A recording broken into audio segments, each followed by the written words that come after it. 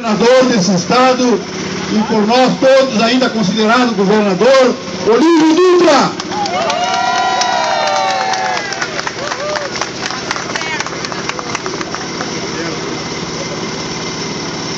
Cidadãs e cidadãos de Porto Alegre, do Rio Grande do Brasil, presentes e representados aqui por cada um, todas as mulheres e todos os homens que protagonizam esse ato. Essa é uma luta que não pode mermar. Essa é uma boa luta que não pode uma geração deixar ignorada do que foi feita para outra, porque ela tem repercussão nas gerações futuras. Esta é uma luta, sim, de resgatar a memória de tantos lutadores trucidados pela ditadura, no físico e às vezes também na sua memória, que querem apagar de todos nós.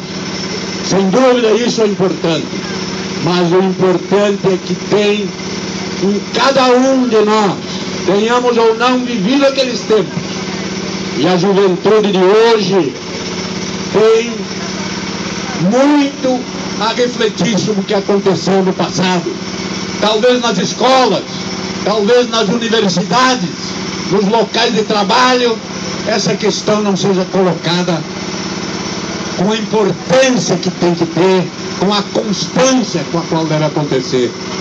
Essa é uma questão não só, portanto, da luta individual de cada combatente que tomou, da luta daqueles companheiros das suas organizações e entidades. É uma luta nossa, do povo brasileiro, para resgatar não só a verdade e a história, mas para ajojar tudo isto com a justiça, com a punição daqueles que cometeram estas arbitrariedades, sejam de forma física, seja por obedecer o sistema, porque o que estava por atrás do ato de cada um daqueles verdugos era um sistema, e esse sistema representava um conjunto de interesses de classe, de poder, nesta cidade, no estado e no país e a nível internacional. Essas estruturas de poder não foram ainda suficientemente abaladas. Nós vivemos um Estado que não está sob o controle público efetivamente, nas três dimensões. Por isso essa luta não pode mermar, essa luta é de todos nós. Por isso, companheiros, para cada uma das mulheres que tombaram nessa luta há décadas atrás, contra a ditadura, pela democracia, digamos, presente, porque a luta continua. Presente, porque a luta continua. Presente, porque a luta continua. Obrigado.